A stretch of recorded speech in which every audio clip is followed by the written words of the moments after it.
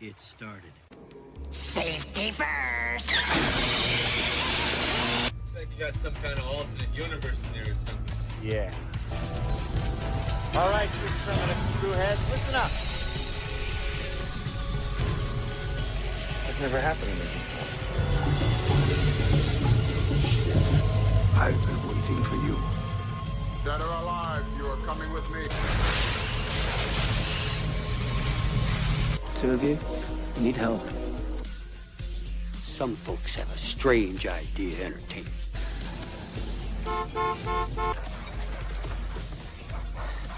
Damn it. You okay? I'm fine, let's go. Hold on, where are you? I'm in New York. Who am I? Hey, Coach. And who are you? I'm Batman. Sit down. You don't understand, I'm Batman. I do. Not going anywhere for a while? Grab a Snickers. Hello, good citizen. My name is Batman. You could be my assistant. Would you like that? Would you like to ride with Batman? I don't know, Kevin. I ain't gonna ride with Batman unless it's the real Batman. Dude, you know what? That's been one of my favorite commercials since it first aired in the 90s. Like, it makes me laugh so fucking hard. I need to make some more commercials. There's some I wrote down on a list over here, and I'm like, there's about two or three more I think that'll make the cut for future proudly not sponsored. And I'm excited because I'm not telling any of you guys it until next week when I'm going to start putting them up. That's if those motherfuckers show up, the lazy bastards. Dude, like, seriously, Skeeter's like hanging out at some place with Hanson. It's called like the Stink Shack. Like, bro, what are you doing? Like, you're making Kevin look good and professional over here. He's literally rubbing excrement and urine all over himself and hanging out in an enclosed area with an assault rifle, which is awesome, minus the first part.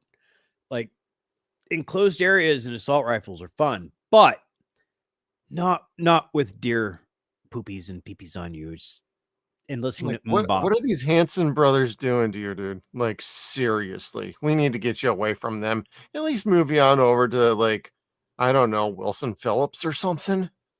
Maybe. No doubt. I don't know. Gwen Stefani is not that crazy. Well, maybe. Well, she is now, but yeah, she didn't used to be. She was cooler when we just thought she was the hot chick with HPV. This is true. How you doing, Kevin? Oh, it's been a week, but it's been a good week. I got no complaints. Friggin', other than the mail, like everything I have ordered this week from Amazon for Black Friday week has like shown up damaged. Not so much the product per se, but the box has shown up completely effed up. Like, I bought my kids a swing set and the box arrived so tattered and messed up that I couldn't even send it back. Jesus. Like, shit was falling out of it. It's missing pieces. I have to call the company. I'm like, this is ridiculous. Like, what is this? Man. Well, 'tis the season. That's what's going to happen for like the next few weeks from like Amazon, UPS, all of them. Like, you're going to get the packages that were punted across the warehouse floor, run over by a skid steer and forklift and whatever. It's like, it's going to happen.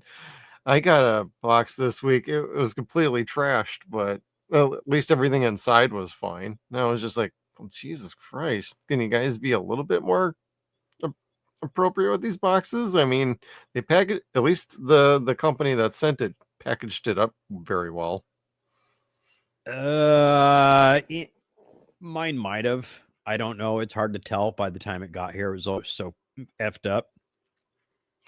Shit, we get like energy drinks and like some cat treats from Amazon, and almost every damn time the box is squished and all the treat plastic bins are completely cracked inside the box, so treats are fucking everywhere. But we always just put them in a different treat container when they get here anyway. We have mail clerks that like to see what's inside our box. And you're just kind of like, that's none of your concern, motherfucker. Like, do I need to repackage or send your Christmas gifts in a different format, like UPS or something? wrap it in lead or something. I don't know. But put kryptonite in there.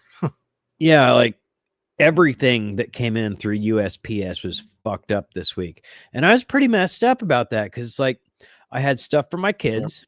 Yep. Not a lot, but I had stuff for my kids. And I had stuff for my ex. And mostly I had stuff for me. It's stuff I really wanted for me. So we're talking like the two Tales from the Dark Side, or the movie and then the TV series, because I want to do that next year on NTV and and 0 Point, because god damn, like Tales from the Dark Side is a really underrated monster movie. Like it's fantastic. And the TV series, for it being on like syndicated TV, stellar. For the two things I got this week, really quick, I got Flow, which is really good, and I got Megalopolis, but I got this off of eBay. So which you can't even find a home video copy from America because they didn't release one here in America. Oh, that's an official copy from somewhere else? England, but all 4Ks are region free. So if you ever see that at a better price, even on say like eBay or Amazon, get that. It's the same damn disc. It's Warner Brothers. It's 4K, and 4K is region free. Wow. The only thing to worry about is Blu-ray. Oh, that's interesting. I almost bought myself a 4K player today, but then I was kind of like, that's a lot of money. Well, it depends. I could probably guide you along on that, so you're not spending too terribly much if you wanted one. But you also have a PS5, and that's a 4K player. Not as far as my PS5 is concerned. It skips. Oh, I disagreed with that statement. Gotcha. Yep. Both of them are like, we're gonna stutter and stall. And I did what you said. I cleaned the discs, and it's like, nope, we're not that smart. Then it's a different problem. Shit. Yep. I was like, well, crap. The PlayStation's not as smart as it wants to be, or says it is. Happy PlayStation Day. Yeah. That having been said, the rest of my shit that I ordered for my for my Meta Quest that showed up. So nice. my new head strap that has a battery pack that attaches to it, a cooling fan for your head and the system so it doesn't overheat, and swappable batteries. There you go. And a docking station and a carrying case. Okay. Yeah. And then the best part is I got, I threw in an extra $50 for credit so I can get Deadpool VR. Ooh. And I finally got around to getting that today. Now I bought that before I got any of the work done for the show. Like, so as soon as I got home, after my family needed me to like start working on some shit around the house, I got that done, downloaded or bought and downloaded the game, went about my business. 2 hours goes by. I finally put the headset on, finished all my shit. It's like, I'm going to fucking shank somebody and crack a joke about it. There you go, brother. Yep. No, I'm not, because the game hadn't downloaded yet at all. I was like, and it's huge. Like, okay, I see. Yeah, like most VR games are not that big. Your really good ones are about $40. This one was $50, and I was like, oh, okay then. Like Iron Man's not even that much. Iron Man's like $30 too. So yeah. I was like, we'll see how that goes. And Batman might have been 40 or 50. I don't remember. It was up there as well. So, but I'm super excited to play Deadpool, man. That was my whole reason why I really, really wanted the Quest. That and Batman. Oh, that's right. I was going to say Batman. And then I'm like, yep, nope. That's right. There's a fourth Arkham game, fifth if you include Arkham Origins, but there's an extra Arkham game that's VR, but it's solely for the Quest at this point, and you're like, oh, really? God damn it, Sony. Throw out that money. Sony gonna Sony, man. They are. They do not have the faith in their PSVR 2 that they should. Like, it's an awesome piece of hardware, but they don't put any of the respect that they could into it. Yeah. It's just too bad. It is, because Facebook is just like totally owning the VR market. Well, did you hear about the I don't know if it's official or not yet. It might have been, but they're actually doing like a dockable PlayStation console coming up, that with a little screen in between a controller. They're basically doing what a Nintendo Switch is. Oh, I have that. Oh, okay. I have that. That's a PlayStation Portal. Oh, okay. They are. I didn't realize that was a thing then. Sorry. Well, no. They just changed it. That's probably what you heard. Okay. Up until recently, it's maybe a year, 2 years old at this point. I think I've had mine for about a year, and I got mine because I was like, well, you know what? If I could play my PlayStation and let my family watch Netflix or Disney Plus or some other shit, okay. I was like, that's going to be totally awesome. But here's the rub. It's a clone of your PlayStation. Like, it's mirroring your screen. You're controlling the PlayStation, but it's just mirroring the screen. And so if you want to play a game while your family's watching something, nope, that's not going to happen. No can do, huh? Damn. Nope. So now what it can do is it can play independently of the PS5. It could stream games if you have PS Now or PS Plus. Okay. Which you and I do. So we could be like, oh shit, you know what? They're all doing that in the other room. I'm on Wi-Fi. I want to play some RoboCop. Yeah, damn straight. And the graphics are fantastic. The resolution's really, really good. The only problem with the Portal is it if you get too far away from your PlayStation, and by too far away, I mean like 15, 20 feet. Yeah. That's not a lot, and it gets shorter if there's a wall in between you. Yeah, the resolution drops dramatically and drastically. That'll do it. So there's a little bit of work that Sony could do on that, but it is a really, really neat device. Oh, good. Yeah. It might be worth checking out at some point for me after I spent money on I finally ordered a 3D printer. So fucking nerds. Yeah, you said that in our private chat when we were talking about that. I was like, well, I've been meaning to for a while, and I finally did. And maybe it could start paying for itself, because I do like to do eBay stuff, and maybe I'll print off like some figures and sell them on eBay. Dude, you know what I saw today? I know people make a lot of money off doing stuff like. I'm not trying to make bank or retire or anything like that. I just want to but you can have pay for itself, and then I can make fun stuff with everything else. That's all I care about. It's a hobby. You could have an Etsy account and be perfectly fucking happy with the shit. That's awesome. Yeah. I mean, if it takes off, great. If it doesn't, hey, I just want to pay for the damn printer so I can have fun with it. That's it. Yeah, I mean, it's all in how you try to present it. Like, there are things on Etsy and on Amazon where you're just kind of like, and eBay as well, where it looks neat, but you're just kind of like, oh, it's 3D printed. Well, it still looks really neat, and it sells very, very well. Well, it's like my Zach gun up here from Skeeter. It's like he 3D printed that thing for me, and I'm like, oh wow, I could probably do a little bit of that. Dabble, just see how it goes. Otherwise, I just have some fun with the damn thing. That's all I care about. Yeah. But if I actually end up being pretty damn decent at it and whatnot, we'll see what happens. Then we're going to screw all sorts of fucking toy makers out of their profits. Damn straight. We're going to clone your shit. With MST3K for trying to demonetize our stream last night, you dipshits. Did they really? Yeah, we got hit by Shout Factory for the MST3K intro.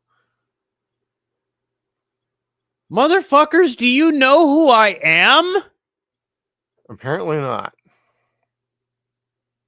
So I had to remove the intro Like, I from seriously our want stream last night. So it just has our normal intro for Nostalgia TV, and then it just gets us right into talking about the show, which is like, all right, assholes. I guess that's how it's gonna be. But it's fine on every other platform we're on, just not on YouTube, because Shop Factory wants to be a bunch of dicks.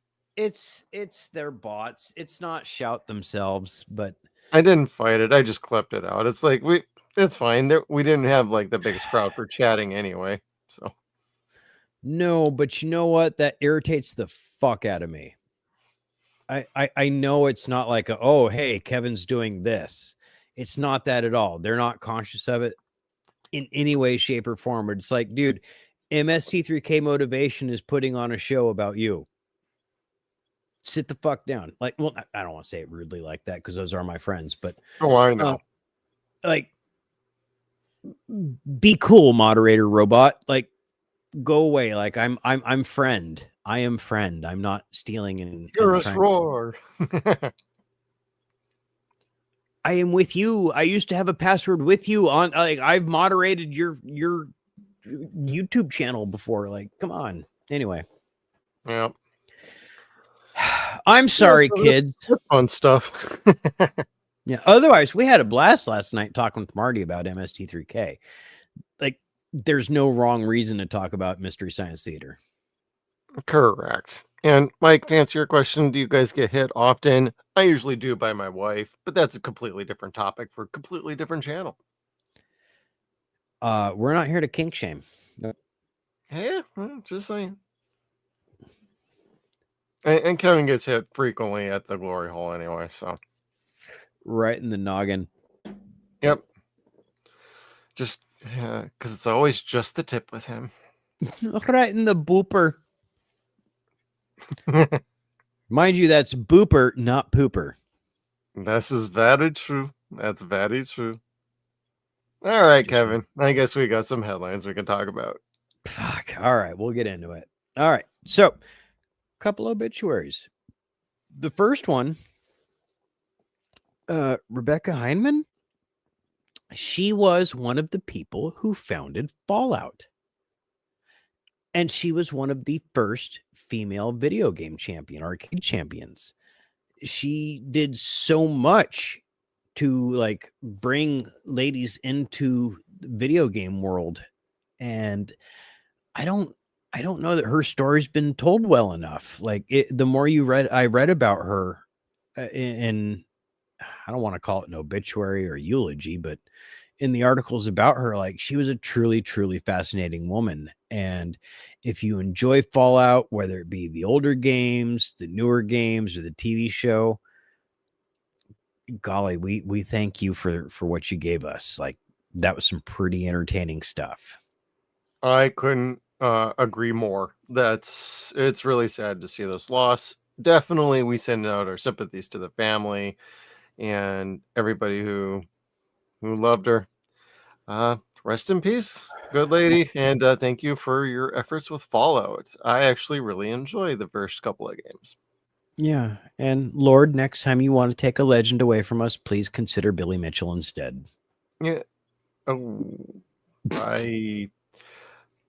Kevin does not speak on behalf of the Suns and Shadows channel or YouTube or any of our podcasts or programs. The opinions are expressly Kevin's own views. He's a cheater. He got caught cheating multiple times. Lawsuit incoming. Oh, fuck him. Anyway. All right. Next on the obituary list. Ellis Glick. They got Glick. Yeah, the organist. Is that the organist? Yeah. From The Simpsons. Looks like Kevin after a good night at the glory hole. So tired. With the tongue hanging out and the mouth wide open, like, oh, I can't do it anymore. I got slack jaw.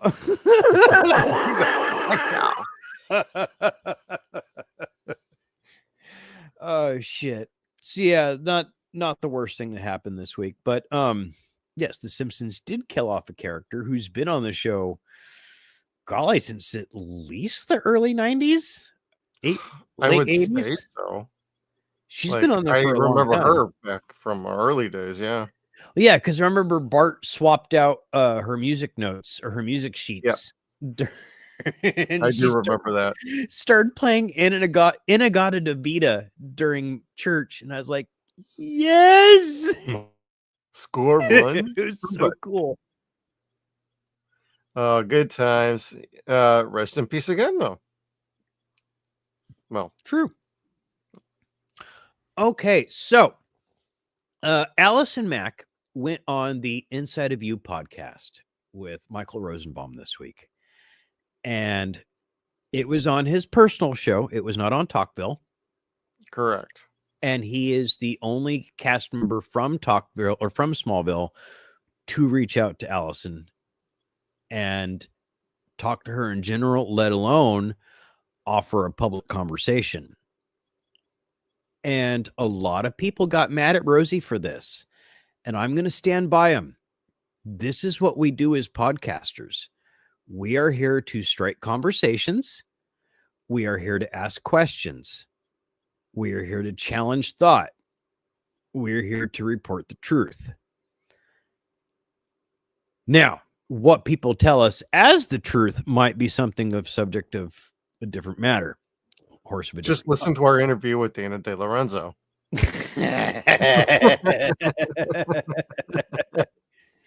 So one of the things that Allison said is this was a true grooming process being part of this cult when it first started, because of course last week she said it was Kristen Kirk that got her involved with it in the first place. Yeah, and then she found out that they were all fucking nutty fruit bars, and she fucking hightailed it out of there and went back to regular life. Allison liked what was going on. She got attention and she got power, and it made her feel special and big, like cults do. And she just kind of rolled with it and got her place in that circuit. And she's blaming it on this slow 7 to 8 year grooming process. And she didn't really quite realize that it was bad when she was doing it. And she makes the comment saying, you know, I know I was doing bad things, but I don't necessarily consider myself a bad person. I'm able to reconcile that I did bad things, but I don't see myself as a bad person. Like, most bad people don't, motherfucker. I don't. But that's called sociopath.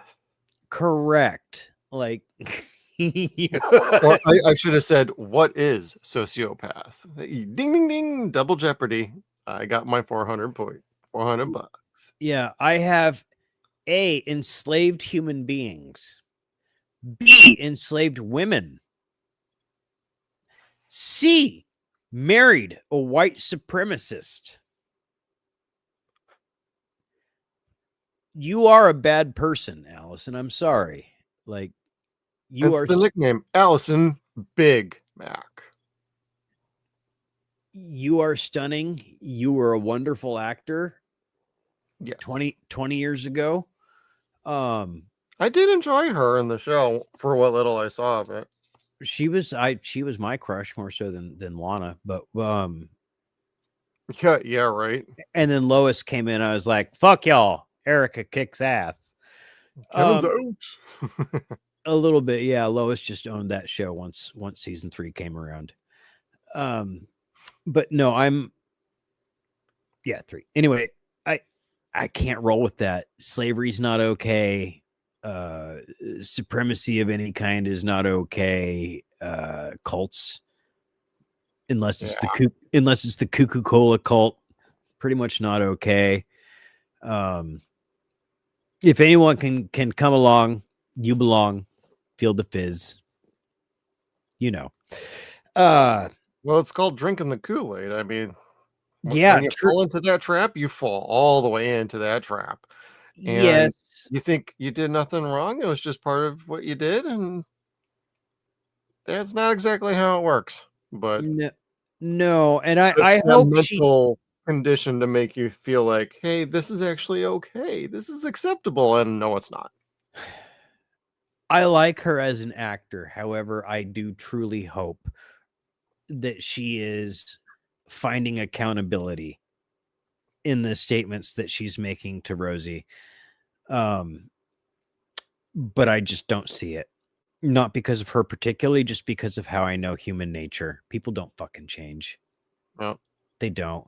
When you get a taste of something, when you get addicted to it, you love it. You love it, and it never goes away. And power is addicting as fuck. And any little bit, like anything, will give her that taste again. And yeah, she'll start manipulating. Is a manipulator.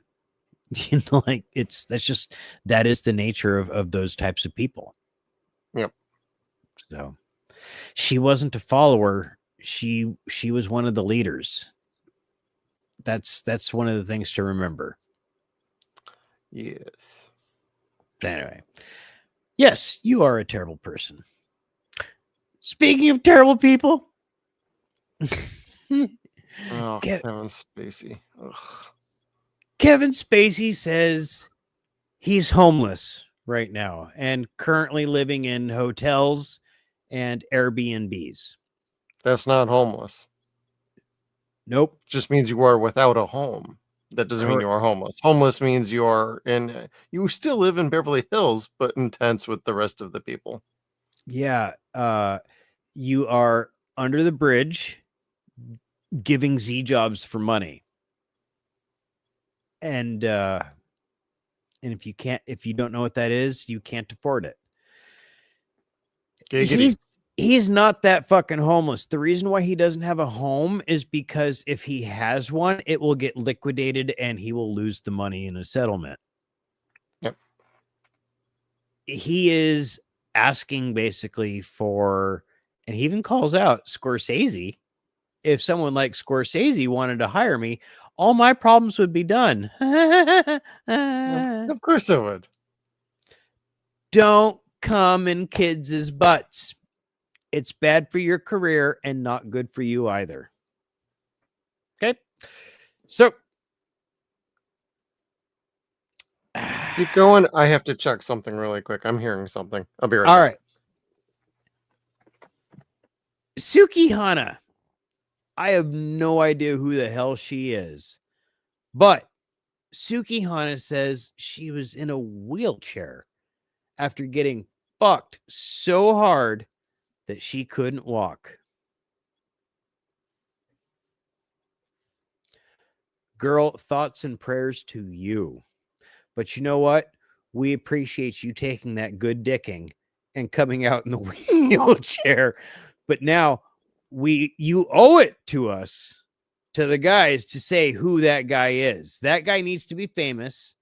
He gave the dicking to you so hard that you're in a wheelchair. He needs the opportunity to have the porn studios be knocking down his door.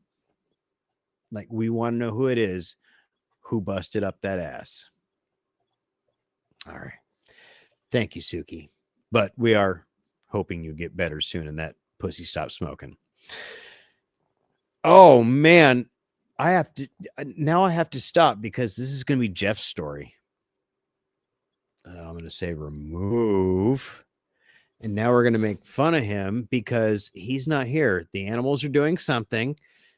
They're probably breaking something because he's taking entirely way too long. Anyway, participants in the chat, talk to me. What are you guys doing? Oh, never mind. He's back. I don't give a shit what you guys are doing. Mike, cancel all those replies. Okay. That was just the dog. She needed some water really quick. Oh my God. She's been drinking like crazy around here. You'd think she was on a bender. You think she lives in Arizona or some shit? Yeah, it's been, even though we've had a whole lot of rain, it's really dry around here right now. So. Oh, I bet. it's like I told Steve the other day. It does not simply rain in Arizona. It monsoons and then nothing fucking grows afterwards because the ground is so dirt. It's like fucking hell. Like it's Sisyphus trying to get water or put the rock up the hill. Excuse me. All right. So, the last story we talked about, I don't know if you caught it or not, but Suki Hana, she was in a wheelchair after getting fucked so hard she couldn't walk. Damn. Yeah. Yep. That's fucked up. Mm-hmm. Or, I'm sorry, fucked down. Fucked down. It could have been fucked sideways too. And from the way she's describing it, it was fucked a whole lot of different ways, like 6 ways from Sunday, in fact. Damn. I want this guy to write a fucking self-help book. Teach me, master. Now, Joffrey, for the next story, I'm going to defer to you. Yes, Stargate series has been announced to be coming back on Amazon Prime. Martin Jarrow, he basically started on Stargate Atlantis and the second spinoff show, or the first spinoff show from Stargate SG-1. But he is he's a very talented writer. He's very keen eyes, and I think that's a good thing to bring on somebody of his era and his experience, because he's also bringing back Brad Wright. He's also bringing back Joseph Malozzi as creative consultants, so they'll also be helping with the background, and they were more of the prominent names associated with basically the Stargate franchise for a very, very long time. And they're also bringing back Roland Emmerich and Dean Devlin as executive producers. So they're basically putting together a little bit of a dream team. And this was Martin Jarrow's idea. It is not a brand new. It is a brand new show, but it's not a reboot. It is not a remake. It is a continuation, but it will be basically its own show. Kind of. People are going to hate that I do it, but it's akin to Stargate Universe, where they did something completely new and different, but it still stayed within the universe of the Stargate world, basically all around.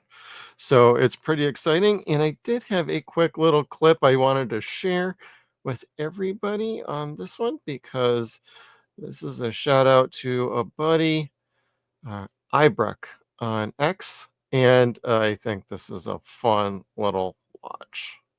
This is so exciting. This has been a very hard secret to keep for the last 18 months, but we can announce today that a brand new Stargate series is coming. Video. What? Brad, this shouldn't be news to you. Oh, right. It isn't, but it is great news. It is a brand new chapter. It's its own unique chapter in the Stargate universe. So for us, it's incredibly important that obviously everyone watching this Zoom, everyone that's like getting excited about this announcement will love the show. Thank you for bringing this straight to the fans. Thank you for the Stargate that you've made in the past. And I think I can speak for fandom. Thank you for Stargate in the future as well. Yeah, thank you guys. We'll talk soon.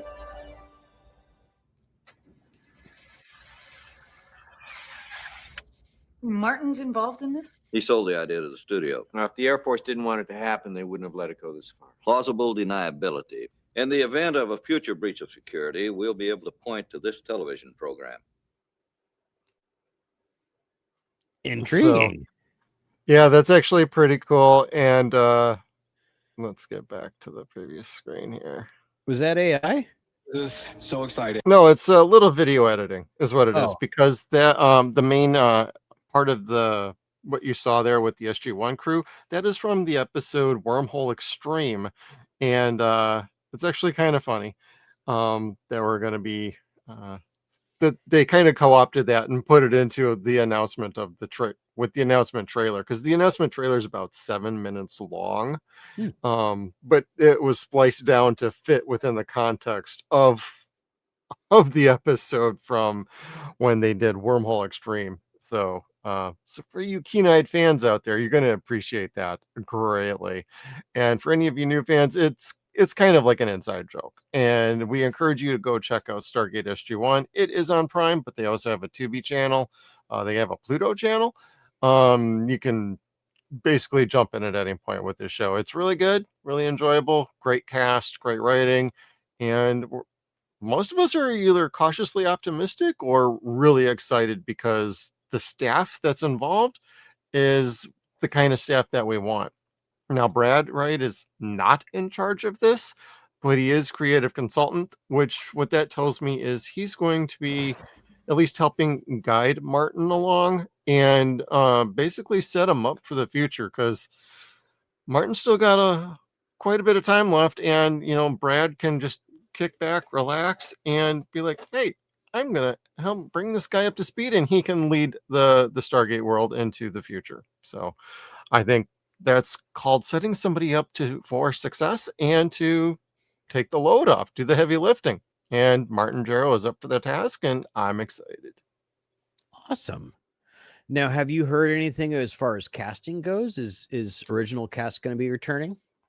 Nobody said anything, but it would not be shocking that we get like some cameos here and there and mentions to the other shows, and then maybe we get some answers to the other shows about things that were left lingering that they never got to resolve that they wanted to.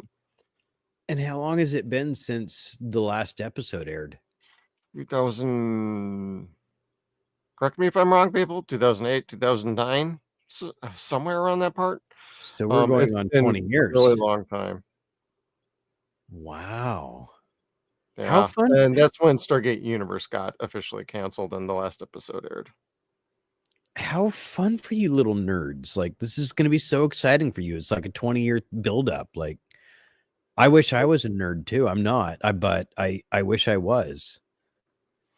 Yeah, and well, to the same sort of extent, you got to experience the MST3K revival, where that was off of TV for 20 years, and that came back. I mean, depending on your viewpoint on results for that, it's almost the same thing. Like, it was missing, but nobody let go of the idea. Nobody let go of their love for the show, and it was able to make a comeback. And the same thing is happening here with Stargate. I say nerds with jest and love. You're a nerd too, just in a different way. Yes, I know.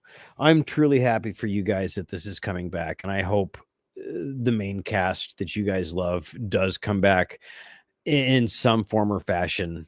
And I hope this remains as good as the predecessors were. I only really watched the movie. I didn't care for the TV show. I didn't care for the movie at all. So the TV show is kind of like, and it's, I don't know. Again, it was during that persnickety season for me in my life where I was kind of like, my dad watches this. That means it's probably pretty fucking dumb. It's really not. I imagine you're right, but in the little clip I just showed you, that was actually probably from one of the most comedic episodes of the show in general anyway. But they also kept it grounded. But it does have a wonderful cast. Yep. So, I mean, I can trust that we'll probably have a pretty damn good cast.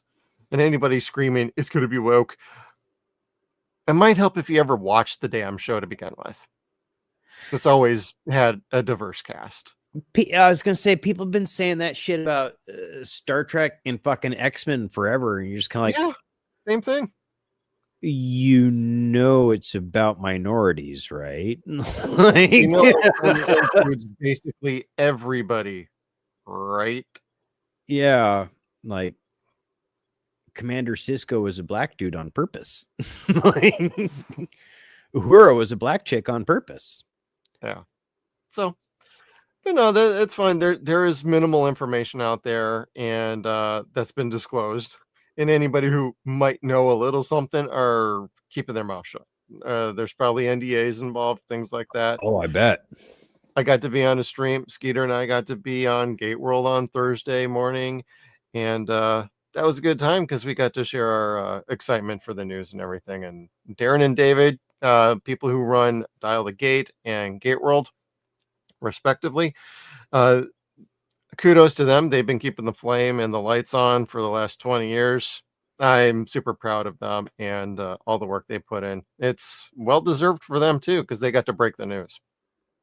Now, when that happened for everybody, was that like yiffing for you guys?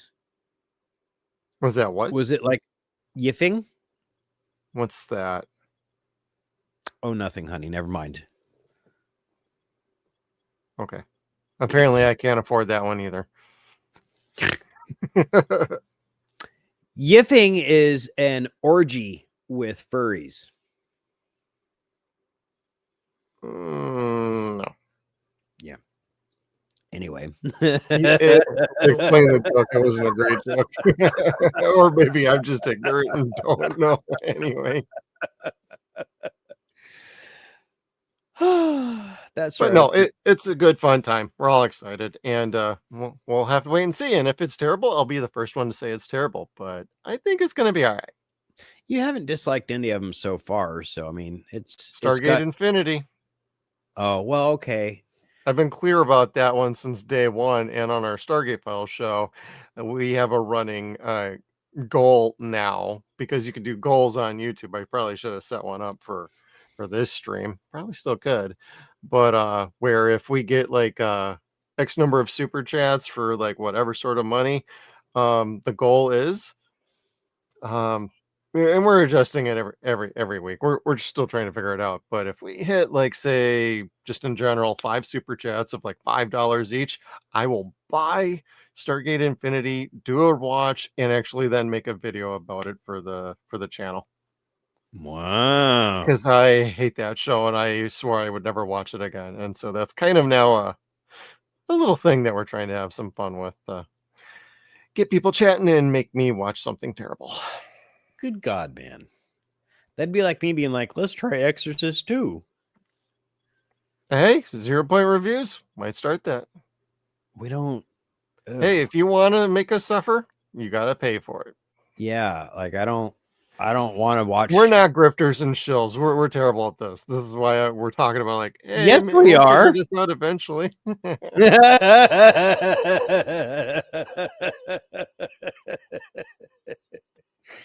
Oh shit, that's funny. I'm total shill, dude. Fucking, I grew up watching Triple H and Shawn Michaels. Oh, buy our. Well, it's also like from the TV show The Critic. Buy my book. Buy my book. Yeah, that's been burning in my head since I was 11 or 12. So that was great, man. I love that show. That we review so much stuff that we seldomly get to go back and review or watch things just because.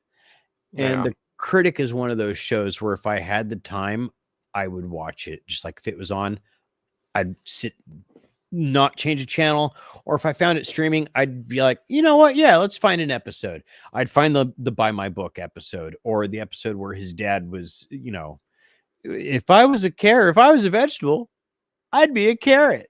Like, so goddamn wacky. I love that show. Yeah. Good stuff. It's redonkulous, and I love it. Anyway. All right. What else do I have for you? All right. So here's some fun. James Gunn posted cryptically an Alex Ross painting of Jana and Xana and Gleek, the Wonder Twins. Now, if you don't know who the Wonder Twins are, they were part of the Super Friends team, which was basically the Justice League in the early 80s. They replaced Marvin and whatever chick and their dog, who was like honorary teenage members of the Super Friends.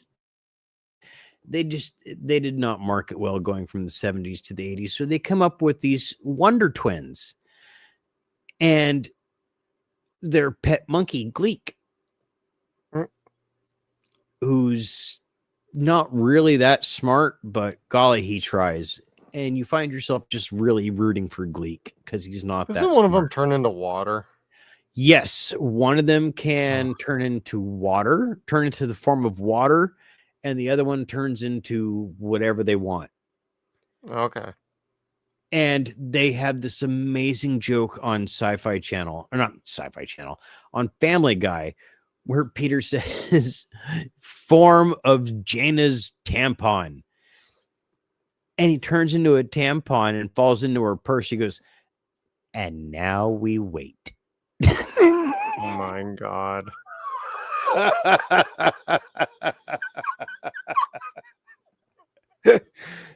So I don't think we're going to be getting treated to that necessarily, but I'm Yeah. super excited to see that the Wonder Twins will be making their DCU movie appearance. Like that's cool as shit to me. They're not part of comics, but they've been a part of the TV shows and, you know, ever since Super Friends, which is also on sale on Black Friday. Which I wouldn't really care about if the show wasn't so fucking expensive to begin with. Oh my God, I know, right? So stupid. It's like $70 on a regular day. It's like, dude, this is old Hanna-Barbera shit. Come on now. It barely had writing. Man. I barely remember anything about it. I like watching Super Friends. I will watch it. If it's on, I will sit and watch it. I don't give a fuck. It's very rudimentary. It's very kiddie. It's very campy. So Hanna-Barbera, but it's also comfort food for my soul. Like, it makes me remember watching it on the floor as a kid, playing with the toys. I'll start going through the old vintage toys on eBay, like the old Kenner Batmobile and the Justice Hall of Justice. Anyway, so without reading this, can you tell me who that blonde lady is there? That's a lot of plastic surgery, but I'm gonna bet that is Taylor Swift. No. Although that might have been what she was going for. It's Kate. Jessica. Oh God, what's her name? Oh God. Jessica Biel? Jesse Spanos from Saved by the Bell. Elizabeth Berkley. Oh, no, but that would be cool. No, dude, that's Kate Beckinsale. Yeah, I saw that David there. I'm just having fun. And I'm just kind of like, what? She Mar-a-Lago'd her face. Like, why? She truly was one of the like prettiest women of the last century. Like when Underworld came out, like it stopped cinema. She was so breathtaking. And it wasn't just also on Ozempic or something too. Oh yeah. Ozempic. Doesn't mean she is, it just looks like it.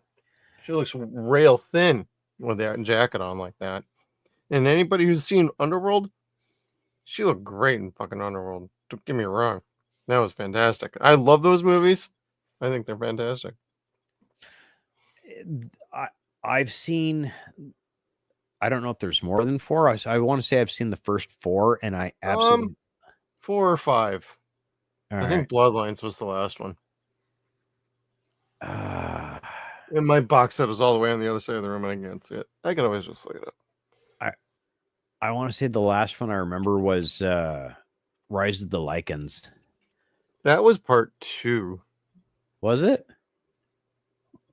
Yeah. Huh. Let's see. So that wasn't it. No, that was part 3.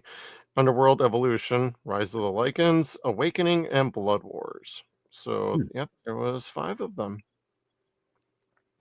I know I've seen the first 4, and I liked those. I don't know about the last one. A lot of people haven't seen Blood Wars, and they're actually... that's fine. But... And I had no desire to see that shit when it first came out. I was like, dude, for real? West Side Story with vampires and werewolves. I know. I felt the same way, too. I'm like, oh, great, more pretty vampires. But, yeah, Kate Beckinsale looks cool, and they shoot guns. Cool. Okay, well, I'll check it out. And they're fighting werewolves. Sure, why not? Sure. At the end of walking out the movie, I'm like, okay, damn, that was fucking awesome. Yeah, I felt stupid after I watched it. Like when my dad went to Iraq, I watched his DVD, and I was like, "Ooh, fuck, this movie's cool!" Like, wow, This is Blade level, so, like much better ending too. Yeah, no kidding. No Lamagra. So like Yeah, they at least avoided that shit. Yeah.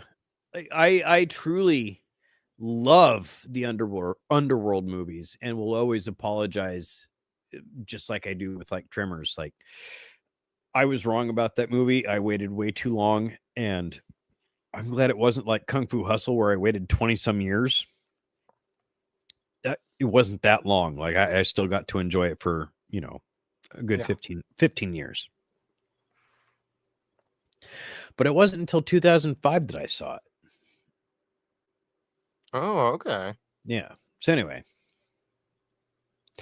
So yeah. Well, that was hey, I wonder what the movie's about. Is that supposed to be like a Hitman movie? Something to that extent. They're a spy team. Wildcat movie. I thought it was like Jim Lee's Wildcat or Wildcats, but no, it's not. Oh, that's right. I remember that comic. Yep. I actually had an issue at one point. I don't think I have it anymore.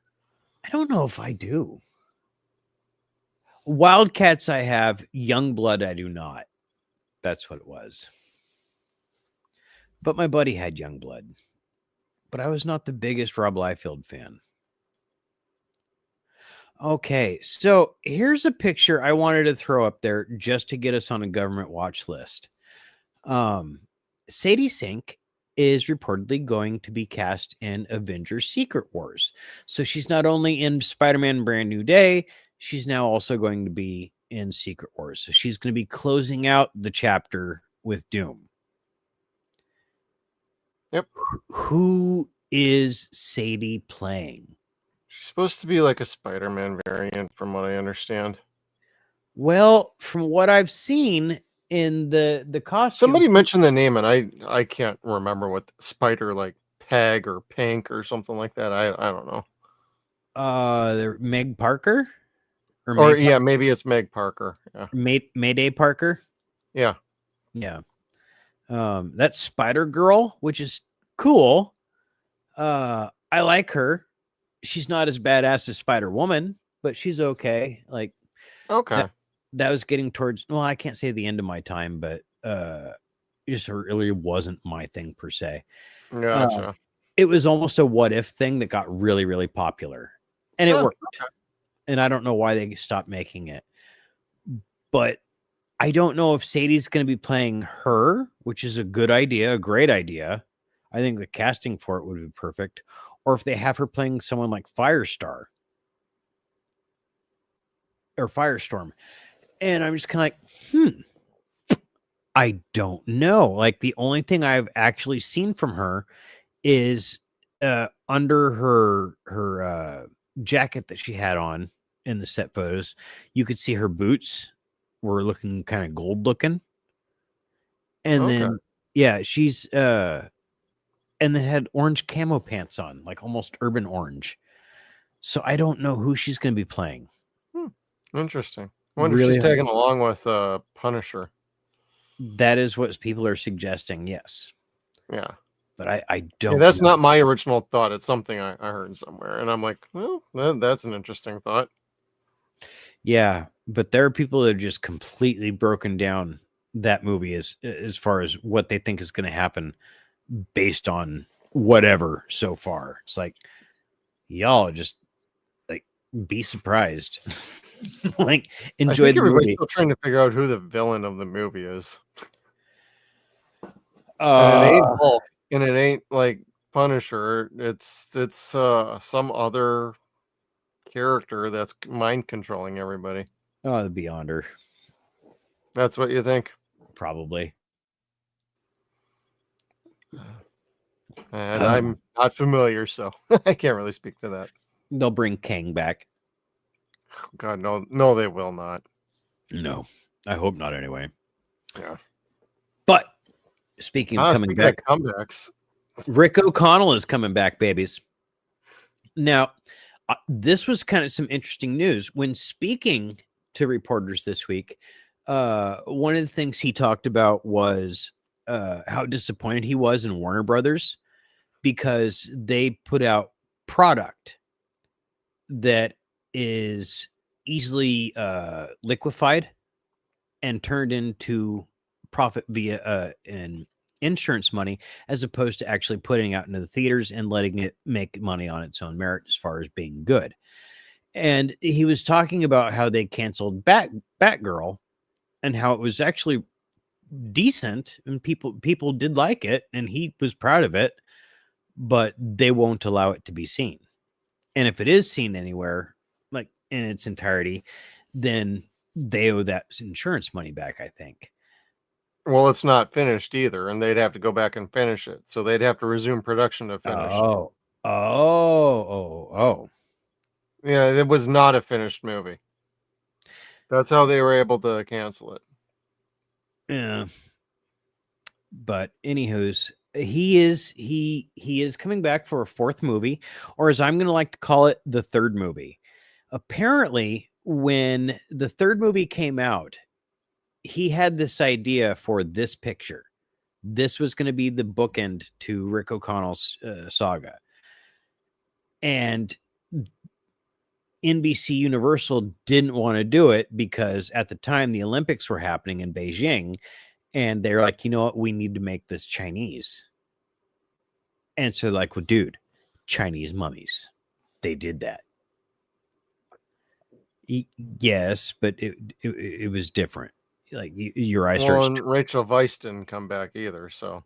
Nope. And the kid was all grown up and played by a different actor. And so you're just kind of like,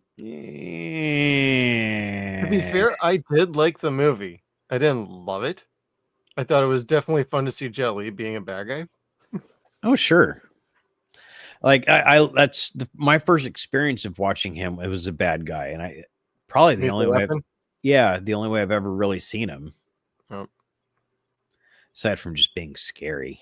He was great. And was that Lethal Weapon 4, I believe? Yeah. Yes. Yeah. We're family. Oh, Chris Rock. Ugh. Yeah, that was kind of stupid. Yeah. So, but dig this, dude. I really like this picture. This ain't Sparta, baby. This is Troy. This is a picture from the Odyssey. Yes. And the invasion of Greece upon Troy. And puta, that looks fucking wild. I don't know if Troy looked this good, but holy Troy balls. was a decent movie. I enjoyed that one. All right. It's long, but I enjoyed it. Yeah, they changed a lot of it. It just didn't seem like it was my thing. So it's kind of like, all right. I've liked the book. That's it. But I know at some point I should give it a chance, especially if I like this. And I will watch this. I will watch the shit out of this. Oh, man, I am definitely going to the theaters to see this. This is going to be freaking awesome. I am almost thinking I should do an IMAX for this one. Oh, gosh, if you can, that would be amazing. Because that's what he's intending for it to be seen as. Yeah, on the big screens. He shot over, what, like 2 million feet of, like, freaking actual film footage for this movie? Like, holy Christ, this is going to be wild. Yeah, and someone's like, how much space do you have? Well, X, Y. Do you have room for Y? No. Maybe somewhere. Like, no, dude, no. And then dig this. This is funny. According to Matt Damon,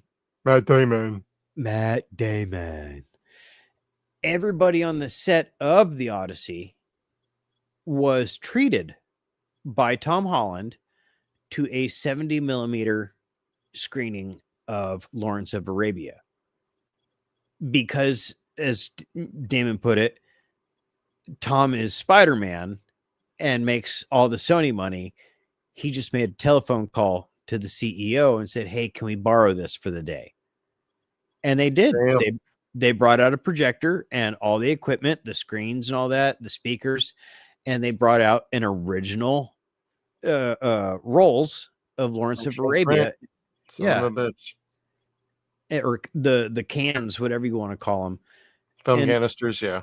Yeah, and then let Tom borrow them for the day. Like, wow. That's really cool. I hadn't heard this, actually. Yeah, like, go you, Spidey. That's kind of fucking awesome, dude. That's the kind of thing I like to hear celebrities do, is pull a little weight to do stuff like that. Yeah. That's pretty okay. Not like, I'm going to have you fucking fired and your entire family haunted forever. Ah. Yeah, Gina Carano. No.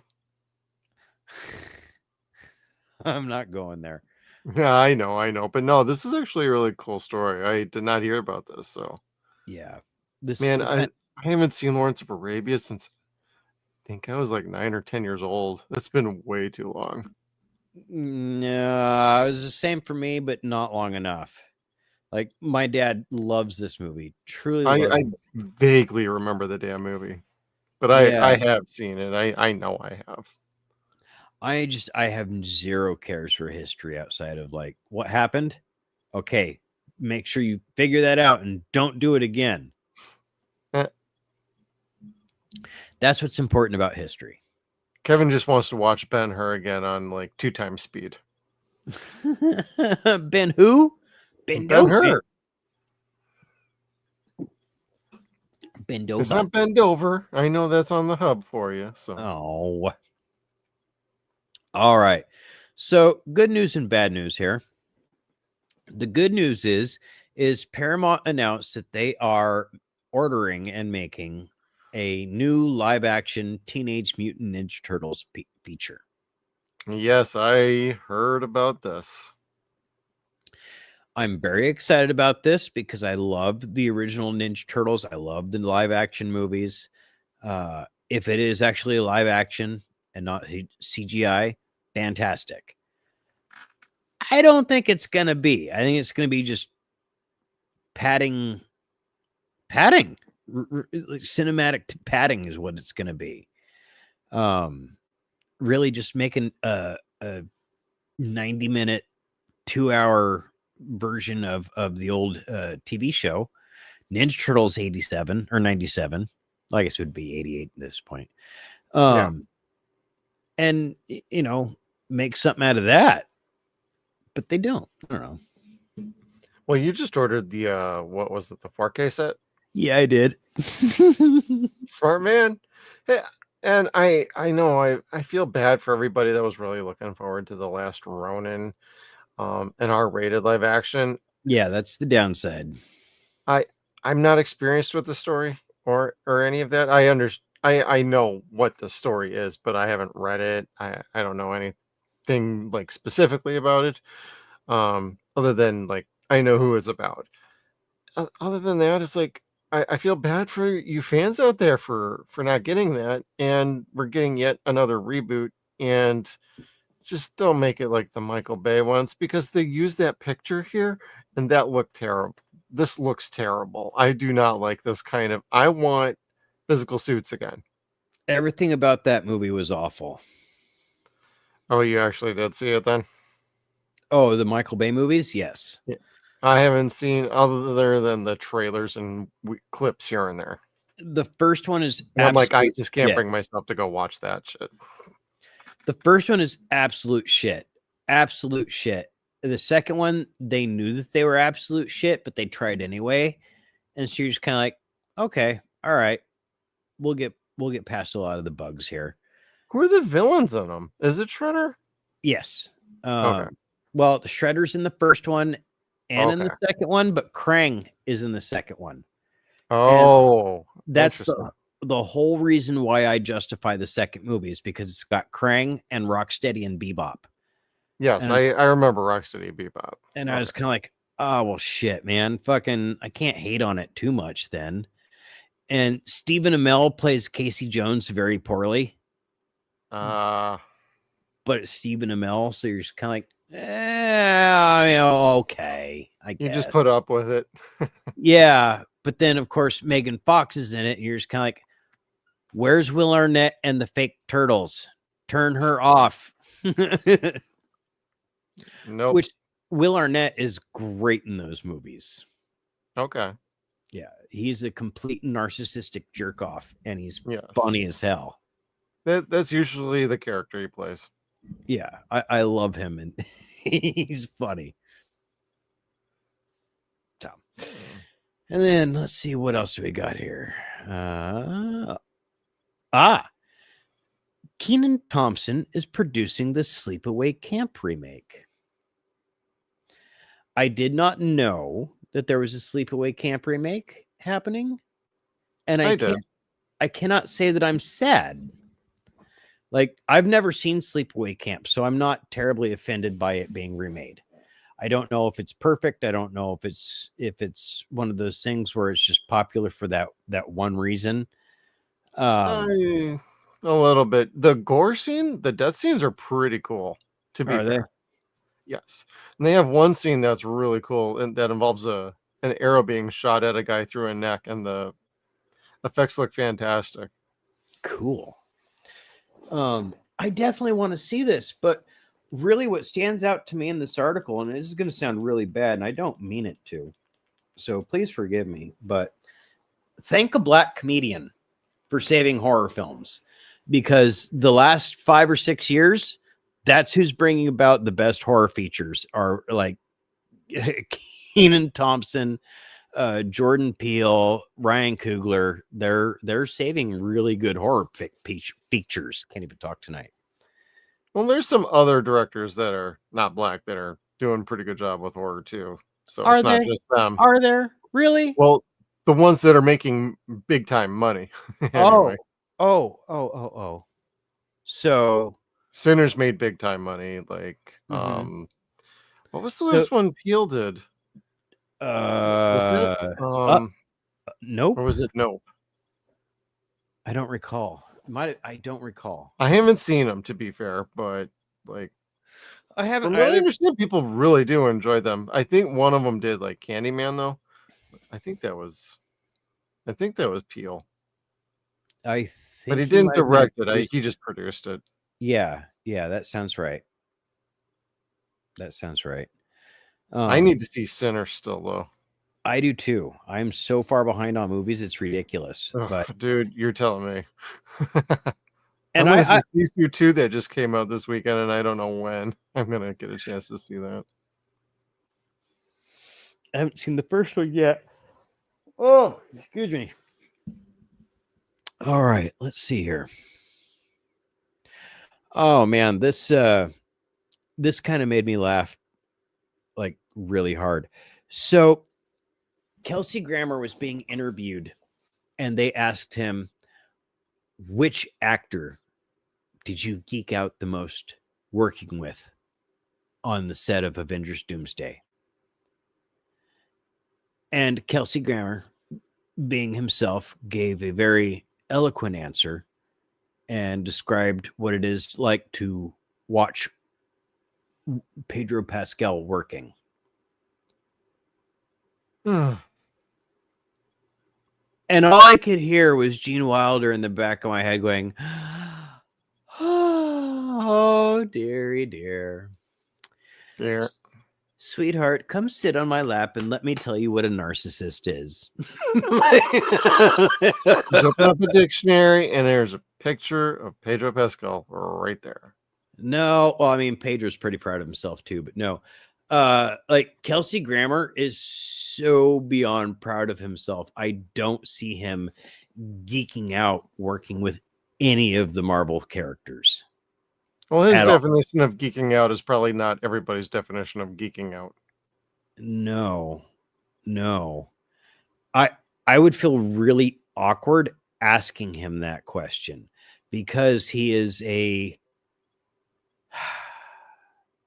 is it bad to say better actor than most of the MCU? Like, he truly is a great actor. He's iconic. He's an ass, but he's iconic. It's kind of a fine line again, where one of those moments where it's like you gotta distinguish between the art and the artist. Kelsey Grammer is a good example of that. But again, like, I don't see him being truly excited to work with Pedro Pascal. He's very much not with Pedro's lifestyle or at all. Yeah. So I don't, that was very kind of him to name Pedro as like saying that's who I liked hanging out with.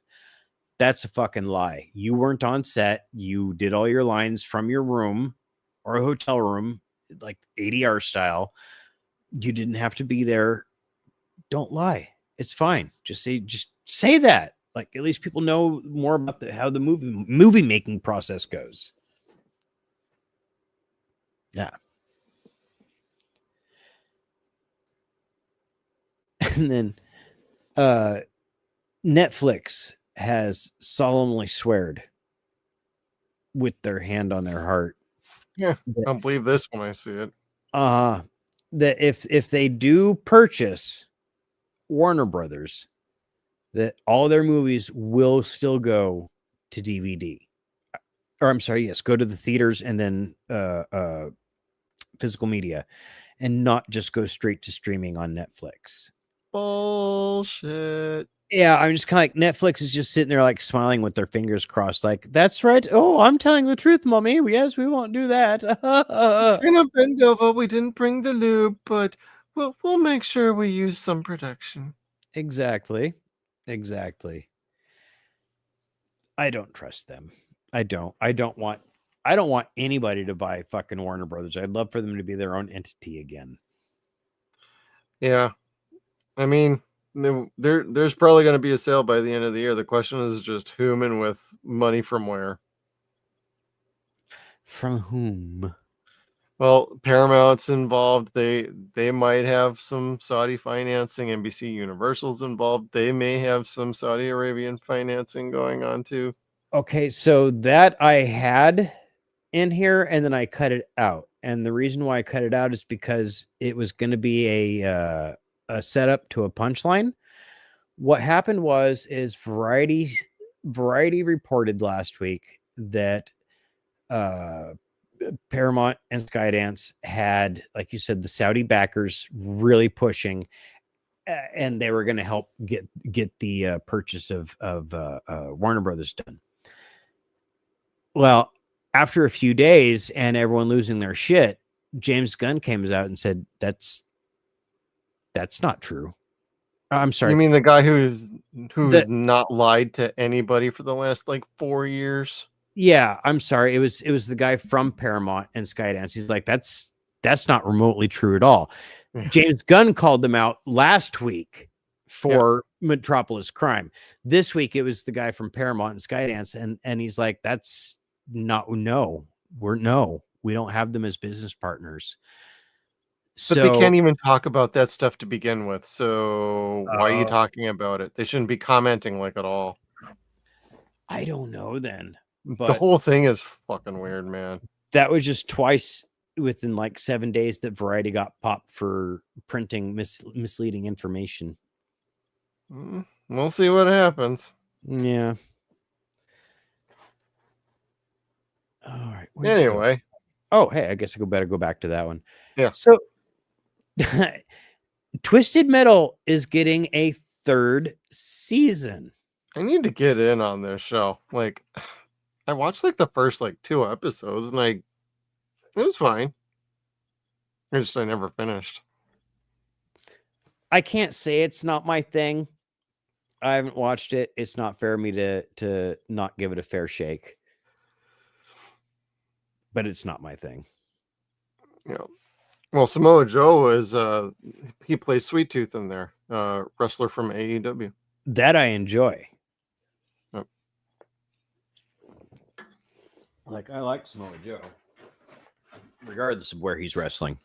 I only saw him in WWE. All right.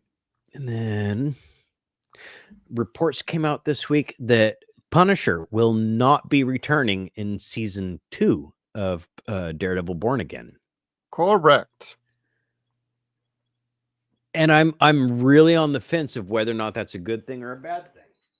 Like, well, he's getting his special yes. on Disney, and the idea is that might continue beyond just being a special. Yes, which is great. But does that mean that he does not have to be in season 2? Can he not be in just the one pilot episode where he kills all those fucking cops or breaks out, kills all those cops, and gets away. Yep.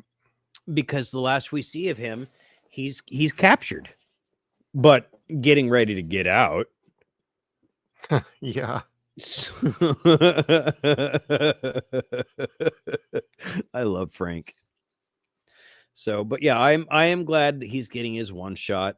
I'm sad that he's not going to be in Daredevil, but they are really trying to make room for the Defenders, and we'll see how that goes from there. And Punisher's being upgraded to movies now again because he's gonna be part of that Spider-Man movie. Yep. With Sadie Sink, and and Mark Ruffalo as the Savage Hulk again. The incredibly pissed off Hulk. Yep. I'm so angry.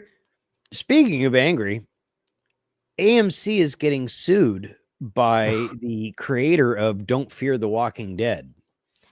No, of Fear the Walking Dead. Fear the Walking Dead. Sorry, I was listening to Don't Fear the Reaper. But you shouldn't fear the Walking Dead because they're very slow. Most of the time. Anyway. Oh, man. I don't know. I lost interest in The Walking Dead in general on season 4. I didn't see Fear the Walking Dead. Fear the Walking Dead wasn't really very good, in my opinion, and we never went back after that. We were completely done with all Walking Dead. I think by the end of season 2, we were like, yeah, this really isn't working for us anymore. Season 3 is good. Season 4 is just like, all right, I'm done. I'm talking Fear the Walking Dead. Oh. I was talking about as far as the base show. I liked it for quite a while, and then it just got more of the same by like season 7-ish. I'm like, man, I'm kind of like not into it anymore, but I'd still keep watching it. Then when Carl died, I'm like, yeah, whatever, I don't care anymore. Carl didn't even die in the comic books. It's like, what the fuck are you guys doing over here with this show? Just doing shit to fucking get Pop ratings. People. Yeah. Well, that's what the show became. It became a show where they got people to tune in by who's gonna die this week, who's gonna be, don't miss out. And I love that kind of marketing, but at the same time, it's like that's lazy as fuck for writing. Like, you aren't drawing a crowd because your show is good. You're drawing a crowd because your characters are endearing, and you're going to kill one off. Yeah. And so you're basically rage baiting your audience. Yeah, and this has happened to AMC before. This is not the first time they've been sued for changing profit participation like this. It has happened to other shows before, and they've been successful in either reaching a settlement or fighting it in court. So AMC needs to get their shit together, because they keep this stuff up, they're not going to be a network for too terribly much longer. No, not with a sum of $185 million that they chins this guy. That is nuts. That is a lot. How many millions of dollars do you need to be missing before you're like, hey, that's mine? Like, and it's all money laundering anyway. Yeah, I don't know. Like I would have thought he would have gotten like a bunch of millions anyway. So I don't know. You'd think. I may be mistaken. It's happened once before. Yep. Now, sad news on the DC front is Lanterns has been pushed back to a late summer of 2026. This is kind of weird because they finished shooting on it a while ago. Mm-hmm. Now, most people are going to say, oh, they're going to do reshoots. I don't think that's the case. I think this is getting pushed back because something else that James Gunn wanted out prior to this or around this time is getting pushed back to that time. That's probably Supergirl. Yeah, that would be my presumption, because that was the way that he handled things when Peacemaker season 2 came out. He's like, well, no. I want everyone to see Superman before this comes out. Otherwise, they're going to be confused about this shit. Yep. So, and I respect that he's that hands-on and not willing to like piss away the audience and be like, well, fuck them, they'll figure it out eventually. He doesn't. He is a little bit like that these days anyway, but I've not caught that. I've not. I may be not looking too. Yeah. Or you just don't care. I like him. He's cool. I like some of the stuff he's done before. And I'm not going to bag on James, but like, man can't keep his mouth shut. And he's been proven to be lying a lot ever since he started working on Superman. And his direction is not exactly being successful with the DC right now. That's what everyone's saying, but I've liked it so far. I like Superman. I like the movie, but I didn't love it. It wasn't perfect. And it didn't have to be perfect. I'm just saying it wasn't as good as it really should have been. It was better than anything we've gotten before. That's what I saw. Like, with the exception of the original 1978 movie, I liked it better than anything else that came out in between. Like, the Snyder movies were not that good to me. They were okay. I didn't see Superman at all. Gotcha. I'm not a fan of Superman Returns, and I thought this Superman was better than Superman Returns. Yeah, that's a hot take that'll probably get people mad at me, but like, I don't give a shit. I liked Brandon Routh, but that movie was trash. That was not Brandon's problem. That was not his fault. No, that was Brandon Routh, not Brandon Routh. That was Bryan Singer, and rehashing the script from the Salkind movie, and you're just kind of like, this is the exact same thing, except for it's not a nuclear bomb. It's okay. Whatever. Yeah. It was terrible, but he was awesome. I loved him as Superman. Yeah. And I liked Kevin Spacey, douche nozzle that he is, as Lex Luthor. I did not like him as Lex Luthor at all. I thought he was fucking terrible. He was imitating Gene Hackman the whole freaking time. It's like, that's not acting. That's called imitating. That's fair. That is fair. You did not see that with with Nicholas Hoult. Nicholas Hoult was fantastic as Lex. Yeah, like he must have been watching the cartoons and reading the comics, because he just owned that shit. That was Lex. Or he did his homework. That's what I mean. That was Lex. Yeah. So, but the Lantern show, I'm gonna watch it. So, yeah, I'm sure I will. I like Kyle Chandler. Yeah. I don't know who this other. Yeah, I don't know who this other cat is, but I like Jon Stewart as a character, and he looks a lot like Jon Stewart. So let's roll. Yeah, my wife is a big Jon Stewart fan, and she's like, he kind of looks like John, but maybe a little too young and pretty still. And I'm like, I think it's because this is basically one of his first days on the job. Yes. And yeah, so that's how it's going to go. She's like, he still doesn't quite look right, but she's like, I'll give it a chance. I want to watch it. And I'm like, okay, cool. This is going to be a buddy cop series. Yes, it is. Yeah, with John as the new partner and Hal as the seasoned detective. Now, if this ends up being terrible, I'm probably going to get pretty mad. I don't know. Well, I hope not. I hope it's good. Yeah, I hope it's all right too. Yep. So, all right. What else? Oh, so Chadwick Boseman received his star on the Hollywood Walk of Fame this week, and it was really touching to see everybody that it came out to support his wife, his friends, his castmates. Like, it was just truly, truly touching to see everybody come out. Now the Michael B. Jordan putting his head on Chadwick's wife, seems a little rehearsed. But otherwise, the cameras are on us. Picture time. Well, they had the star right next to the Sony Theater where they premiered Black Panther, and it's like they said, it was a spot befitting of a king.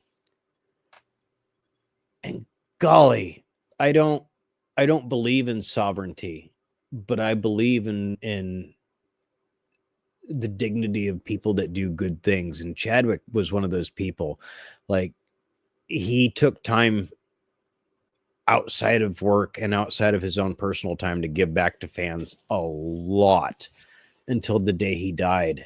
And he kept his own personal pain private in order to give joy and peace to his fans. And that was a hard thing for him to do by himself, I'm sure. So yeah, he does have the dignity of a king in my eyes. Yeah. A good one. Otherwise, I'm the only person that has sovereign right. Okay. Because I say so. Because you say so. Well, getting stars on the Hollywood Hawk of Fame, it's been nice to see that there's been some good names being included on there recently. But then again, you pay $10,000, you could get a Hollywood star on the Walk of Fame. That's true. Now, did Disney pay for this or did the estate? Probably the estate. But who knows? It could have been Disney. It doesn't matter. I mean, it's cool to see Chadwick get a star. It should have been Disney. Anyway. Yeah. And then the last thing I got for tonight was Cyndi Lauper said something at the end of her speech at the Emmys, or the Grammys, excuse me, that people just didn't quite understand. And it's funny because if you're a fan of Cyndi Lauper, it's a very, very easy statement. She wanted to thank and acknowledge her friends, Captain Lou Albano, Rowdy Piper, Classy Freddie Blassie, and more, Nikolai Volkov, all of her wrestling friends. Nikolai. Like that are long past, that really helped make her career. And Cyndi would have had a wonderful career without WrestleMania and without WWF or WWE at the time or now. But I don't think she would have been as poppy as, and I don't mean poppy as in like spunky fun. I mean poppy as in like a solidified piece of pop culture. She is a representation of the 1980s music, lifestyle, everything. Cyndi is a living legend. And I don't think that would have been truly achieved without the work that she'd done with these like larger than life celebrities. Yeah. And they were truly her friends. There was so much mutual respect and love between them all. And it showed in all the videos that they did, in all the live shows that they did. It's truly awesome. So to hear her remember them at this stage, like 40, 50 years later, made me want to cry, man. It really did. Finally getting some flowers for Cyndi. Yeah. So if you got the time, if you've never watched it before, go on to YouTube, type in Cyndi Lauper, The Goonies Are Good Enough. And you will find good enough. You will find out why she thanked all those people, because they're all in the Goonies music video. And it is fucking delightful. Yeah. So yeah, good for her, and nice to see the references to Captain Lou, especially Captain Lou, Roddy, and Freddie. Oh, god damn, I love them so much. Like, Freddie was amazing. Like, the first douche-noduliest of all the fucking managers. before there was Bobby Heenan, before there was Slick, you know. Oh yeah. Yeah, Paul Heyman. But who else? Captain Lou, like you said, that was the person that was kind of like, you know what, I love you like you're my own kid. Come here, you, and just took her around with him everywhere. He truly, truly loved her, and it showed so very much anytime they were together. And I love watching WrestleMania 1 just for her being on it. Otherwise, WrestleMania 1's not that great. She was part of one of the hottest stories going at the time too. What was going on what else? Well, she was she was in a feud with Roddy and everybody, wasn't she? Oh, yes. Yes. That's why she was giving him a shout out, because she had some great villains to bounce off of. Yeah. But again, like I said, they were all in her music videos. They fought on TV and on pay-per-view. I remember, yeah, they were all friends on the music videos. Like they were all playing different parts, whether it be her dad or the mom, someone running the gas station, and you're just like, oh my god, this is so fucking weird. But it makes sense, and it's fun, and it's 80s. It's so very, very 80s. Like you watch it and you're just kind of like, I know exactly when and where I am at. Yep, back in the 80s. Mm-hmm. Something this redonkulous could only be back then. This is not a 90s production. This is not a 2000s production. Say the least. The good old days, Kevin. Good old days. The insane days. Fun days. Yeah. They're also known as Saturdays, because that's when we used to watch, like, what was that, Wrestling Showdown or whatever it was? Saturday Night Main Event. Saturday Night Main Event. TBS had a WCW Saturday Night.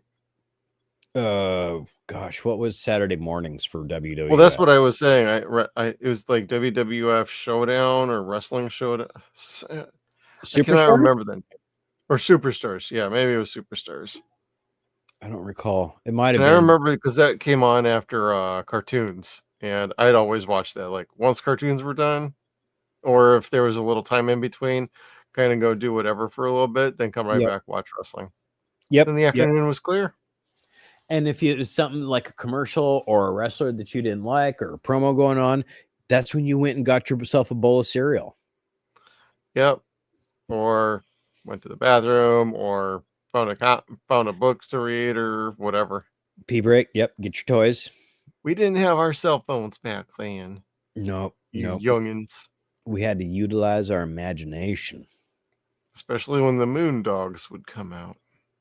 Moon Dogs. Yep. Or the Head Shrinkers.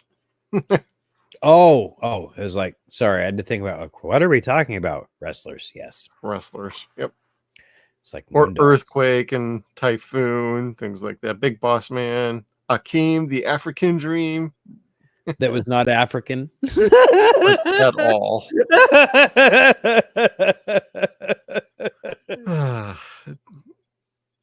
And Mike, WWE is an acquired taste. Yeah, it's a soap opera. Yeah, a male soap opera, so to speak. It's the Muppet Show is what it is. Yeah, that too. It is really like watching the Muppet Show without felt. Yeah, I would agree. Yeah. Wrestling. All right, Bubbas.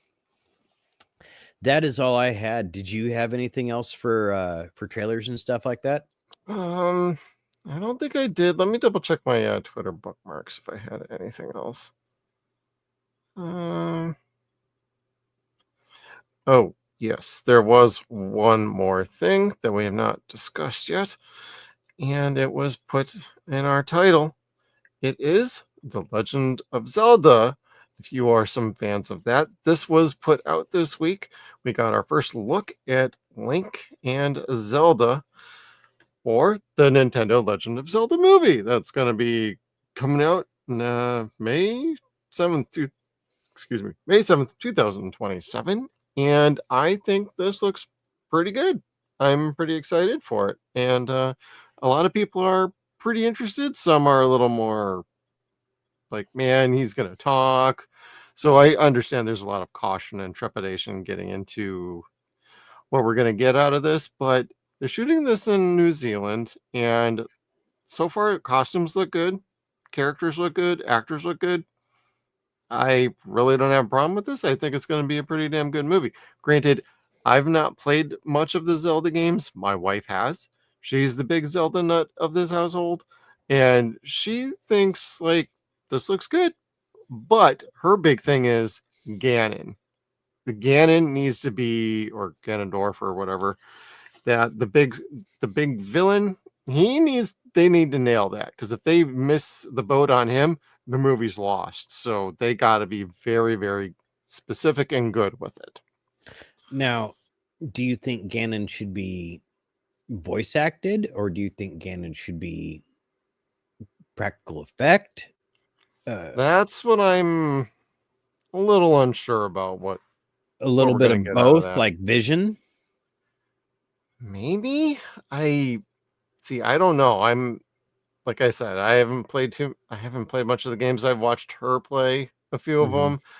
And I know he takes different forms. So I don't know. Yeah, like it would be interesting. Yeah, it would be very interesting. Now, do you have any other thoughts about Zelda? I mean, have you played much of the games? What do you think? I've played the shit out of the first Zelda game since it came out in 87. I still play it today. And I play the hell out of Ocarina of Time. That's about it. And okay. I love those two. And all I could think of is, oh, he found her. Roll credits. Like problem resolved. Let's go home, kids. Otherwise, like I'm really stoked to see where this is gonna go. Like I liked Super Mario Brothers. I want to see if this is good enough for Nintendo to say, all right, it's got our blessing. It's gonna be really fucking interesting. It's a sword and sandals movies, and you know how much I love those. Yeah. Well, cool. Yeah. And yeah, Mike, yeah, you too. I know precisely squat about Zelda. It's like, yeah, welcome to the club, brother. I've only ever played the first one and I never beat it. So it's like, I like watching other people play. That's how it's always been. And so, but, you know, movie could be a good entry point for a lot of people. I think it's going to be all right. I agree. It's gonna make it's gonna break the internet when they actually drop a trailer, though. Yeah, that's gonna be a big day for a lot of people and a lot of channels. Oh, the music's gonna fucking kill people. Yeah, even though I'm not familiar with the story, like I am very familiar with the music. Oh yeah, I've got like 8-bit versions of the song from the game. I've got like symphonic versions of the song. I've got metal versions of the song. I love Legend of Zelda. There you go. Oh yeah. I actually got my wife the two hardcover books that are like the history of Hyrule, and like there's some really good background information, and it covers like all the games that have come out so far. Cool. Yeah, they're really cool books. People would like those, but they're thick, they're heavy, and they're a little on the pricey side. But knowledge. I thought they were well worth getting. So yeah, dude. There's no price too high for a good book. Oh hell no. In fact, I found well, unless you ask Skeeter, he's looking for a Stargate Universe book, and the cheapest price he could find is like $500. I found a first edition Great and Secret Show. Ooh. And that's my favorite book from Clive Barker. And I'm real tempted to get it. And how bad is it for cost? It's like $56, so it's really not that bad at all. That's not bad. No. Man, I mean, I remember when years ago when I was getting Clive Barker first editions, and they're all like 30, 40, maybe 50, $60. And then I get rid of them, and then I look on eBay like 10, 15 years after that, and it's like, oh man, I could have made some money, and now they're back to being affordable again. Oh shit, are they? Some of them are. Oh, I was going to say my Cold Heart Canyon's going to be worth piss then. No, I think the only hardbacks of his that I got were Cold Heart Canyon and Mr. Begone. Thief of Always here. And then, I have some of his first editions there at my dad's house. I could not find them when I was out there this last time. Like, where the fuck are they? He is. I know I did not sell them all. I only sold like a couple of them back years ago because I forgot which ones I got rid of though. But he wrote Everville After the Great and Secret. That's the one I got rid of. Yeah, and that is the sequel, and it's the midpoint. It is The Empire Strikes Back to that story, and it's been 30 years. Wait, I kept that one. No, I got rid of my Stephen King ones. That's what I got rid of. Oh, sinner. Yeah, fuck Stephen King. It's been 30 years since Everville came out, and I talked to Clive last maybe 23 years ago, and he'd said that he'd been working on the third book of art. And I was like, oh, I can't wait to see that. And I was such a young man, and my hopes were so bright, and I was inspired. Yeah. Oh, he's the best. I love him, and he's a wonderful person. And now I'm 45, almost 46, gray hair, no hope, divorced, barely get to read anymore. And I find out today that before he passes, because of course he's very sick right now, he is finishing up the paintings to his last two books for Abarat, which he started the first book 20 years ago when I first met him. And then he is working on the third book of art. He wants to make sure that gets done. And I'm like, oh God, thank you. Thank you. Oh God. I need to find out what happens to Harry. Which we did find out what happens to Harry in the Scarlet Gospels, and it's very disturbing. Anyway. Harry DeMore. It's been on too long since I've read any of them. The one I've always enjoyed was The Thief of Always is my favorite. So yeah, I think that was the first one that I read of his, and I really, really enjoyed that one too. I was like, oh, this is so much fun. Mm-hmm. And the writing was pretty. Yeah, poetic. Very good. Yeah. Clive's a poet. Like, between his painting and his writing, he is a poet first and foremost. Like, yeah. And it's strange, it's twisted, it's beautiful, and it's erotic, it's terrifying. I love it.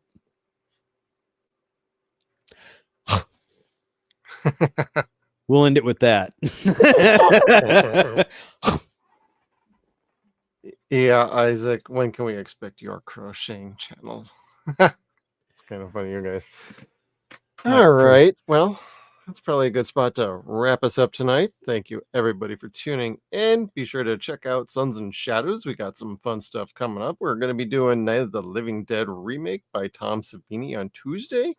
Thursday, we are not going to have the normal Stargate Files episode. However, we do have an interview with Vanessa Angel that will be dropping on that Thursday night. So there is some Stargate content coming. And the following week, we'll be back on our regular schedule. And of course, every Saturdays are Deadwire Live.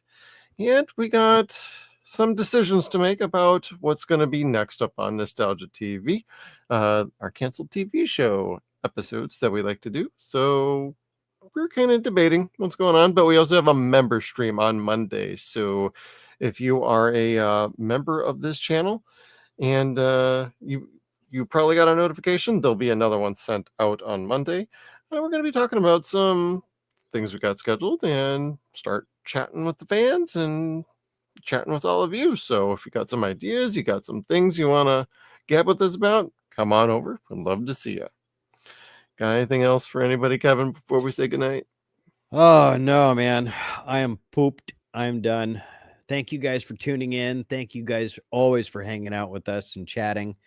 Tell all your friends, spread us around like herpes, and we'll see you throughout the week. Yep. We'll see you next time, everybody. You have a good night. And goodbye.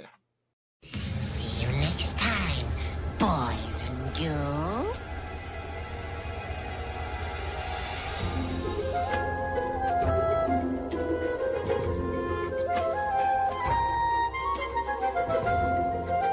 Get out.